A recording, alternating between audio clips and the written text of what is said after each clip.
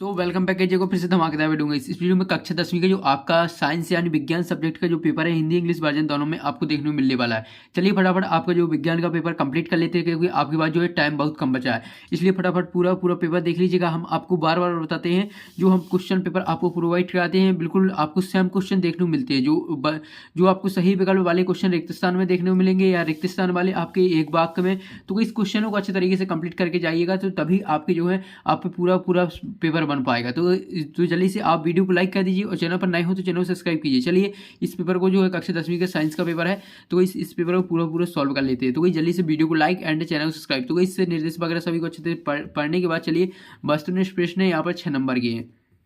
पहला है calcium oxide का जल के साथ अभिक्रिया किस प्रकार की अभिक्रिया है। तो इससे किस प्रकार की अभिक्रिया है, इसमें करेक्ट आंसर आपको लगा देना है डी ऑप्शन ऊष्माक्षेपी अभिक्रिया। इसके बाद दूसरा आ जाता है प्रोपेन के ऑक्सीजन में दहन के लिए संतुलित समीकरण है। तो इसमें से कौन सा संतुलित समीकरण है ये आपको कमेंट बॉक्स में बताना, ठीक है। प्रोपेन के ऑक्सीजन दहन के लिए संतुलित समीकरण संतुलन करके बताना है आपको, ठीक है, इसका आंसर। इसके बाद चलिए नेक्स्ट जाता है, नेक्स्ट है आपका तीसरा है इसमें चुंबक का कोर बनाने, चलिए थोड़ा जूम कर देते देख लीजिए। चुंबक का कोर बनाने के लिए निम्नलिखित में से कौन सी सामग्री सबसे उपयुक्त है। तो इसमें करेक्ट आंसर आपको लगा लेना है लोहा। इसके बाद यहाँ पर चौथा है उदासीनता अभिक्रिया में अम्ल एक क्षार के साथ अभिक्रिया करके उत्पाद बनाता है, कौन सा लवण और जल के साथ। तो इसमें लिख देना है लवण और जल। इसके बाद नेक्स्ट जाता है पांचवा है विद्युत ऊर्जा को यांत्रिक ऊर्जा में परिवर्तित करने वाला उपकरण। तो इसमें लिख देना मोटर। इसके बाद छठवां है किसी माध्यम का आवर्तनांक निर्भर करता है किस पर, प्रकाश की तरंग दैर्ध्य पर। तो इसी आपका जो है 6 नंबर कंप्लीट हो जाती है वस्तुनिष्ठ प्रश्न है। तो वैसे आपकी चलिए अब इंग्लिश मीडियम में है तो इस इंग्लिश मीडियम वाले स्टूडेंट देख लीजिएगा। चलिए अब नेक्स्ट देख लेते हैं। नेक्स्ट है दूसरा क्वेश्चन। दूसरे क्वेश्चन में आपको देख लीजिए रिक्त स्थान देखने को मिलने वाले हैं। पहला रिक्त स्थान देख लेते हैं। देख लीजिए पहला है डॉट डॉट क्रियाओं को मेडुला द्वारा नियंत्रित किया जाता है। तो इसका करेक्ट आंसर हो जाएगा श्वास। चलिए इसका उत्तर लिख देते हैं, श्वास लिख देना आप। इसके बाद है श्वास और हृदय गति और लिख देना है यहाँ पर पाचन। श्वास हृदय गति और पाचन क्रियाओं को मेडुला द्वारा नियंत्रित किया जाता है। तो इतना इसका आंसर हो जाएगा करेक्ट आंसर। इसके बाद आ जाता है दाहिने हाथ के अंगूठे के नियम के अनुसार यदि अंगूठा धारा की दिशा में इंगित करता है तो अंगुलियों डॉट डॉट की दिशा में मुड़ती है। तो इस कौन सी दिशा में जो है इसका उत्तर हो जाएगा यहाँ पर उत्तर से। इसका करेक्ट आंसर लिख देना आपको चुंबकीय क्षेत्र रेखा। तो इसमें लिख देना है चुंबकीय, यहाँ पर लिख देना चुंबकीय क्षेत्र रेखाएं। तो इसका उत्तर हो जाएगा चुंबकीय क्षेत्र रेखाएं। चुंबकीय क्षेत्र रेखाएं की दिशा की ओर मुड़ती हैं। तो इतना लिख देना, ठीक है इसका। इसके बाद है नेक्स्ट तीसरा मछलियों के हृदय में केवल डॉट डॉट कक्ष होती है कितने, यहाँ पर इसका करेक्ट आंसर हो जाएगा, इसका करेक्ट आंसर आपको 2 लिख देना, 2 जो है कक्ष होते हैं।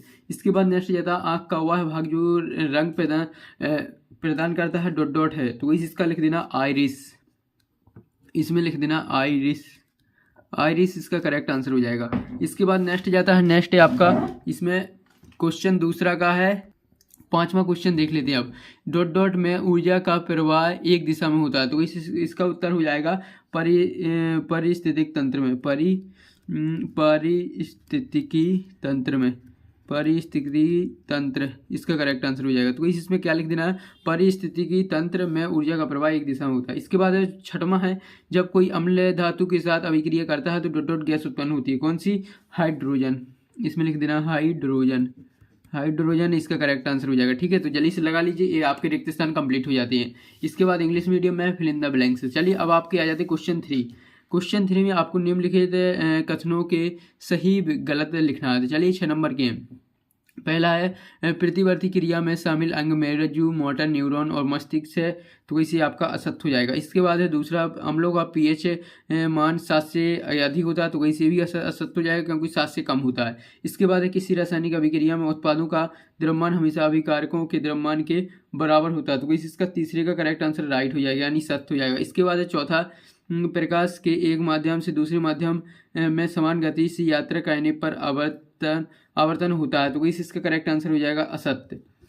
इसके बाद सभी धातुएं लचीली होती हैं और इन्हें खींचकर तार बनाया जा सकता है। तो ये भी आपका असत्य हो जाएगा। इसके बाद मानव आँख के रेटिना में दृष्टि के लिए रोड और कौन कोशिकाएं होती हैं, तो वैसे आपका 7 हो जाएगा। तो वैसे आपके 7 कंप्लीट हो जाते हैं। फटाफट इनकी स्क्रीनशॉट ले लीजिएगा। चलिए अब नेक्स्ट देख लेते हैं। नेक्स्ट है चौथा क्वेश्चन। चलिए यहाँ पर ये आपकी जो है इंग्लिश मीडियम में ट्रू फॉल्स है। इसके बाद जो है आपकी सही जोड़ियाँ, तो सही जो है आपकी पहली देख ली, पहली सही जोड़ी है आपकी प्रबल अम्ल। प्रबल अम्ल का मिला देना आपको यहाँ पर डी वाले ऑप्शन से HCl। इसके बाद दूसरा है ऊष्मा का अवशोषण। ऊष्मा का अवशोषण हो जाएगा यहाँ पर ऊष्मा सोपी अभिक्रिया। इसके बाद है सेरिबेलस, तो इसका करेक्ट आंसर हो जाएगा तीसरे का ई ऑप्शन जीन। इसका करेक्ट यहाँ पर ई ऑप्शन है। इसके बाद है यहाँ पर चौथा है DNA का हो जाएगा जीन।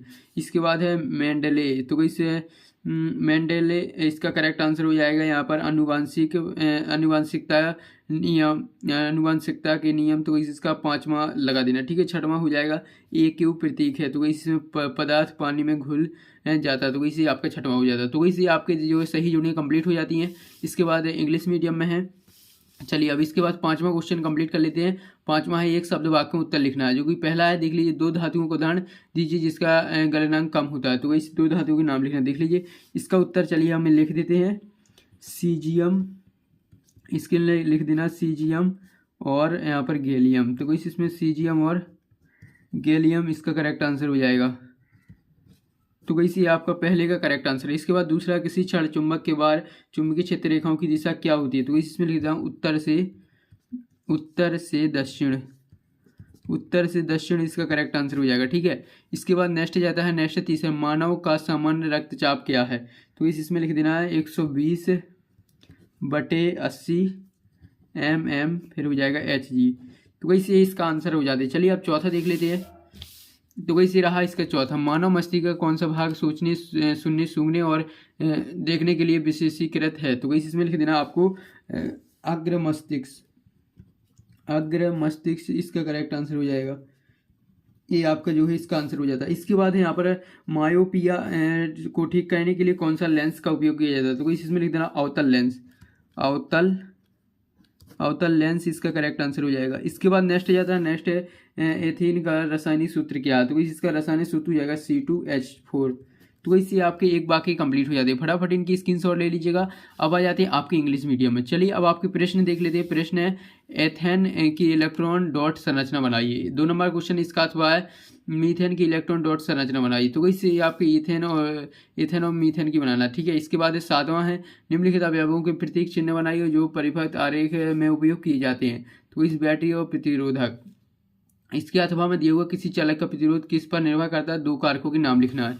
इसके बाद 8वां है तारीख टिमटिमाते हुए क्यों दिखाई देते हैं, अथवा दिया हुआ है आकाश नीला क्यों दिखाई देता है, तो इसी आपके 2 नंबर वाली क्वेश्चन है। इसके बाद आ जाता है 9वां देख लीजिएगा, ये रहा आपका 9वां, तो जल्दी से 9वां का स्क्रीनशॉट ले लीजिए। ये रहा 10वां, ऊष्मा क्षेपी और ऊष्मा सोपी अभिक्रिया में अंतर, अथवा दिया ऑक्सीकरण अपचयन अभिक्रिया को परिभाषित करना। इसके बाद है यहाँ पर 11वां देख लीजिए, मेंडल के पृथक्करण नियम का क्या महत्व है, अथवा में देख लीजिएगा, जल्दी से स्क्रीनशॉट लेते चलिए। इसके बाद आ जाता है आपका यहाँ पर 12वां, मानव सजीव तंत्र का नामांकित चित्र बनाना, अथवा दिया है हृदय के 2 कपाटों के नाम बताइए, उसके एक काल लिखना। इसके बाद यहाँ पर 13वां पृथ्वीवर्ती चाप के क्या है और एक उदाहरण देना है। इसके बाद अथवा है मानव शरीर में न्यूरॉन की भूमिका समझाना है। ठीक है, इसके बाद है 14वां, तो जल्दी से 14वां का स्क्रीनशॉट ले लीजिए। इसके बाद चलिए 15वां देख लेते हैं, तो इसी रहा आपका 15वां, तो इस जल्दी से 15वां का स्क्रीनशॉट ले लीजिए। इसके बाद है 16वां में आपको जीवी में pH मान का महत्व समझाई, 2 उदाहरण लिखना है। इसके बाद है 16वां का अथवा है। इसके बाद 17वां जल प्रदूषण को कैसे नियंत्रित कर सकते हैं, कोई 2 उपाय लिखना है। इसके बाद है अथवा वायु प्रदूषण के क्या कारण है, कोई 2 कारण। इसके बाद 18वां देख लीजिएगा, जल्दी से 18वां का स्क्रीनशॉट ले लीजिएगा।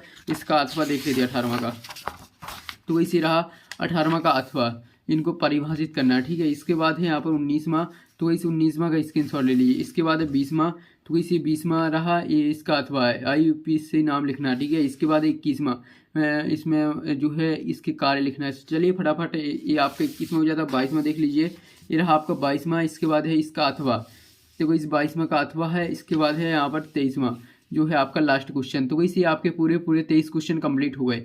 अब इनके आंसरों की बात करें तो वही जल्दी से आप वीडियो के डिस्क्रिप्शन में जाइए और टेलीग्राम चैनल की लिंक मिल जाएगी, वहाँ से जल्दी से जो है टेलीग्राम चैनल में हमने जो इसका सॉल्यूशन का पीडीएफ डाल दिया है, तो जल्दी से डाउनलोड कर लीजिए। तो गाइस यार वीडियो को लाइक कर दीजिए एंड चैनल को सब्सक्राइब। सो गाइस मिलते हैं नेक्स्ट वीडियो में।